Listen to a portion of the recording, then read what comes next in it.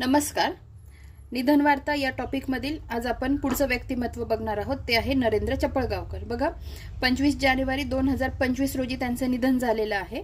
तर मेन काय आहे त्यांचा, तर जन्म त्यांचा बीड जिल्ह्यातला आहे, पण मूळ गाव त्यांचा कोणता आहे, तो सोलापूर अक्कलकोट तालुक्यातलं चपळगाव.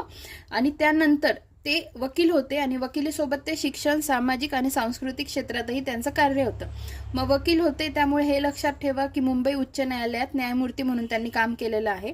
नंतर ते 2023 मध्ये जे वर्धा येथे 96 अखिल भारतीय मराठी साहित्य संमेलन झालं त्याचे अध्यक्ष होते. ते जर त्याचे अध्यक्ष होते तर इतर काही साहित्य संमेलनाचे सुद्धा ते अध्यक्ष होते. ते लक्षात ठेवा. मराठवाडा साहित्य संमेलन, राष्ट्रीय बंधुता साहित्य संमेलन, जल साहित्य संमेलन इत्यादी यांचं अध्यक्षपद भूषवलंय.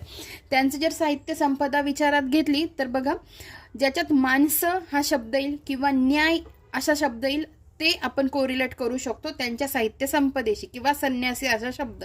बघा, कर्मयोगी संन्यासी, संस्थानी माणसं, दीपमाळ, मनातली माणसं, अनंत भालेराव, काळ आणि कर्तृत्व, 3 न्यायमूर्ती आणि त्यांचा काळ, न्यायाच्या गोष्टी, सावलीचा शोध, कहाणी, हैदराबाद लढ्याची इत्यादी. ठीक आहे, अशी त्यांची पुस्तकं आहेत.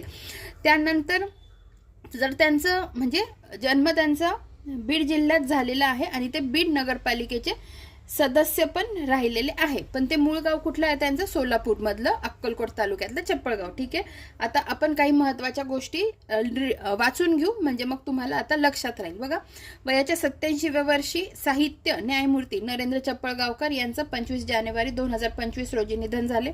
सोलापूरमधील अक्कलकोट तालुक्यातील चपळगाव हे त्यांचे मूळ गाव, परंतु जन्म बीड जिल्ह्यात झाला. बीड नगरपालिकेचे सदस्य होते. त्यांच्यावर समाजवादी विचारांचा प्रभाव होता. लातूर दयानंद महाविद्यालयात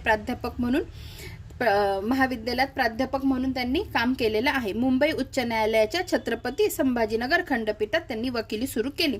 वकिलीसोबत शिक्षण, सामाजिक आणि सांस्कृतिक क्षेत्रातही त्यांचं कार्य आहे. मुंबई उच्च न्यायालयात न्यायमूर्ती म्हणून त्यांनी काम पाहिले. 2023 मधील वर्धा येथील 96 अखिल भारतीय मराठी साहित्य संमेलनाचे अध्यक्ष होते. त्यांनी 36 पुस्तकं लिहिली जवळपास. नंतर मराठवाडा साहित्य संमेलन, राष्ट्रीय बंधुता साहित्य संमेलन, जल साहित्य संमेलन इत्यादी संमेलनाचे अध्यक्ष होते.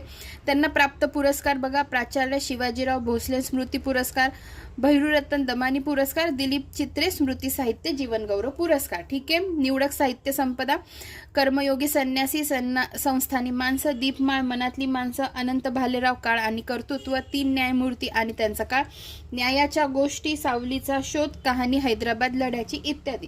तर अशा पद्धतीने यांच्यावर काही प्रश्न आला तर तो आता आपल्याला व्यवस्थित सॉल्व्ह होईल. धन्यवाद.